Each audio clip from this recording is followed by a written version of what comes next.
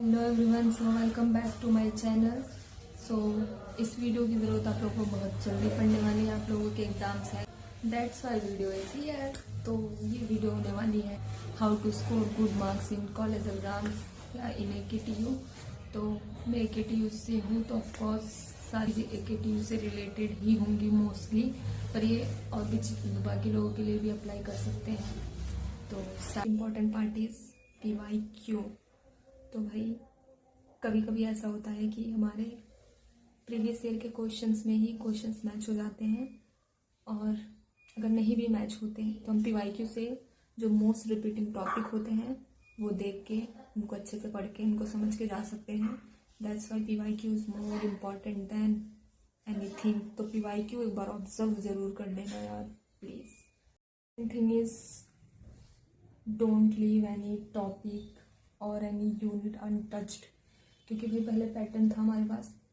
अब last semester मैंने exam दिया था तो उसमें कोई पैटर्न नहीं था, किसी भी यूनिट से कोई से भी क्वेश्चन पूछे जा रहे थे। तो इसलिए कोई भी यूनिट, कोई भी टॉपिक छोड़ के मत जाना। एटलीस्ट हर टॉपिक के बारे में थोड़ी बहुत नॉलेज रखना प्लीज़, ताकि तुम लिख सको उसके बारे में। सो कोई भी टॉपिक यूनिट छोड़ के नहीं जाना है। And then third point is, and the most important point is how to write your exam. तो सबसे पहले अपने वेटेज के अकॉर्डिंग करिए। जैसा मैं पैटर्न की बात कर रही थी, तो पहले सेक्शन ए में 2 क्वेश्चन 2 नंबर के, और सेक्शन बी में क्वेश्चन, मतलब 2 क्वेश्चन होते हैं, उसमें से हम 5 क्वेश्चन होते हैं, उसमें से 3 करने होते हैं, 2 छोड़ने होते हैं। और सेक्शन सी में हर यूनिट से 2 क्वेश्चन आते थे ऑप्शंस में। तो इस हिसाब से हमारे लगभग 16 मार्क्स के जो एक यूनिट से होता था, मतलब एक यूनिट से 16 मार्क्स के अप्रॉक्स क्वेश्चंस बनते थे। तो फिलहाल अभी सब कुछ पढ़ के जाना है। और if it is theoretical exam तो उसे भाई डायग्राम और फ्लो चार्ट के थ्रू करिए, तो ज़्यादा इम्पैक्ट पड़ेगा उस पर। अपने आंसर्स को प्रेजेंटेबल बनाइए, लाइक पॉइंट्स में लिखो with heading, sub heading separately, example दो, फ्लो चार्ट्स बनाओ, डायग्राम बनाओ related to the topic. The keyword writing should be clean.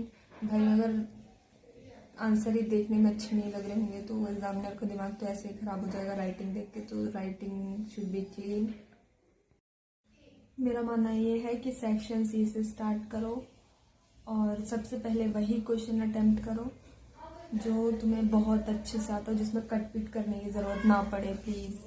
इससे तुम्हारा ऐसा नहीं करना है कि जो तुम्हें क्वेश्चन नहीं आता उसमें उसको तुमने पहले उठा लिया और शुरुआत में कट पिट कर दिया, तो इससे कॉपी बहुत ही गंदी दिखने लगेगी। So that's why ignore it. सबसे पहले वही क्वेश्चन करिए जो तुम्हें सबसे अच्छे से आता हो। और अगर सब्जेक्ट न्यूमेरिकल्स हो तो करके तो जाना ही है, पर वहाँ पे क्या करना है, जो न्यूमेरिकल्स नहीं आ रहे हो उसे छोड़ के नहीं आना। एटलीस्ट फार्मूला वगैरह जो भी तुम्हें थोड़ा बहुत भी, या जितना तुम सॉल्व कर पाओ उतना कर लेना। स्टेप वाइज मार्किंग होगी, तो तुम्हें जितना किया है उतने मार्क्स तो मिल जाने चाहिए। तो दैट्स वाई छोड़ के नहीं आना, कोई एक भी क्वेश्चन अनअटेम्प्ट नहीं होना चाहिए, चाहे वो थ्योरेटिकल हो या न्यूमेरिकल हो। जितना तुम्हें आता उतना ज़रूर करके आना। छोड़ने से अच्छा कुछ ना कुछ करके आना, उससे रिलेटेड, ना कि कुछ भी। ठीक है, कुछ लोग गाने वाने लिख के आ जाते हैं तो वो सब नहीं करना। और मतलब टॉपिक जिस बारे में बात हो रही है उससे रिलेटेड ही लिखना, अगर नहीं आ रहा हो तो, वरना पढ़ के तो जाना ही है। तो अब आते हैं टाइम मैनेजमेंट पे। Time management is very very important in exam hall, क्योंकि फर्स्ट ईयर में जब मैं फर्स्ट सेम में थी तो मैंने भी ये गलती की थी कि मैं सेक्शन ए से स्टार्ट करती थी कि और ये सेक्शन ए से स्टार्ट हो रहा है तो मैं भी सेक्शन ए को ही पहले सॉल्व करूँगी। तो और उसमें भी सेक्शन ए के क्वेश्चन करने में भी मैं काफ़ी टाइम लगा देती थी, उसे भी काफ़ी ज़्यादा, मतलब 2 नंबर के हिसाब से ज़्यादा कर देती थी मैं। तो ये गलती तुम मत करना, नंबर के हिसाब से क्वेश्चंस को अटेम्प्ट करना और टाइम को बहुत हिसाब से मैनेज करके चलना। इसीलिए मैंने बोला कि पहले लॉन्ग क्वेश्चंस को अटेम्प्ट करो, ताकि शॉर्ट क्वेश्चन थोड़े शॉर्ट भी रह जाए या थोड़े बहुत इधर उधर हो जाए तो तुम्हारा लॉन्ग क्वेश्चंस के जो मार्क्स हैं वो तुम सेव करके चलो। तो टाइम का थोड़ा ध्यान रखना, घड़ी साथ में रखना। Next point is how to study. अभी तुम लोग बोलेंगे अरे दीदी इतना सब बता दिया, अब ये तो बता दो कहाँ से पढ़ें कैसे पढ़ें। बताती हूँ ना।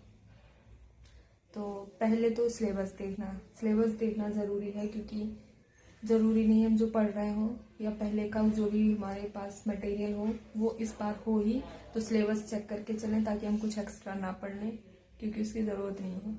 तो सिलेबस देख लेना। उसके बाद one shot is best method. अगर आपके पास अपने नोट्स हैं तो वेल एंड गुड, वरना आप वन शॉट देखिए। उसके बाद डायरेक्टली आप PYQs पे जा सकते हैं। PYQ सॉल्व करिए, ऑब्जर्व करिए कि कौन से मोस्ट रिपीटिंग टॉपिक या मोस्ट रिपीटिंग क्वेश्चंस हैं, उसको कर लीजिए। तो वन शॉट के लिए आप गेटवे क्लासेस, मल्टी एटम्स, इन सारे चैनल को या कुछ और चैनल्स होंगे अगर आपको चाहिए होंगे तो मुझे बता देना, वरना ये गेटवे और मल्टी एटम्स नहीं। मल्टी एटम्स में थोड़े मतलब कम टाइम में तुम्हें PYQs और नोट्स अच्छे से मिल जाएंगे।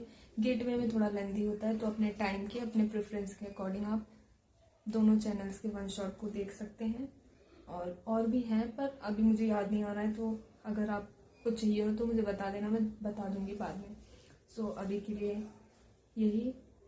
अगर आप कॉलेज डेली गए हैं, आपके पास नोट्स हैं, तो please prioritize your notes over anything. अपने नोट्स से अच्छा कुछ नहीं है।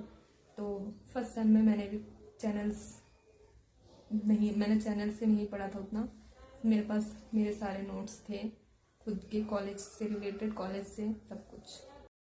मतलब जिस भी सब्जेक्ट का जिससे भी समझ में, ऐसा जरूरी नहीं तुम इसी चैनल से करो तो इसी से करोगे, क्योंकि कुछ सब्जेक्ट हैं जो इसमें अच्छे हैं, कुछ सब्जेक्ट जो दूसरे चैनल्स के अच्छे हैं, तो आप अपने अकॉर्डिंग उन्हें देख सकते हैं। वैसे मैं बता सकती हूँ, पर इस वीडियो में सेपरेटली, मतलब कि इस वीडियो में इंक्लूड करके मैं उसको बताऊँगी तो वीडियो काफ़ी लेंथी हो जाएगी, क्योंकि फर्स्ट सेम के अलग, सेकेंड के अलग, बाकी सारी चीज़ों के अलग अलग चैनल, सब्जेक्ट, वन शॉट, सारी चीज़ें हैं, तो इसलिए तो इसमें थोड़ा डिफिकल्ट होगा। अगर किसी को चाहिए होगा तो कमेंट कर देना, मैं बता दूंगी। तो एटलीस्ट आई वांट टू से कि इतना सब कर लिया है तो अपनी स्टेशनरी आइटम्स को ले जाना ना भूलें प्लीज़। अपने पेन, पेंसिल, कैलकुलेटर वगैरह, और हाँ डायग्राम जो है वो पेन से बनाना, पेंसिल से बनाने की गलती मत करना। तो और ब्लैक पेन का यूज़ करना अगर हो सके तो। वैसे पेन से बना लो, क्योंकि हमारी कॉपी जो होती है वो स्कैन होती है, तो इसलिए पेन का यूज़ करना, पेंसिल का यूज़ मत करना।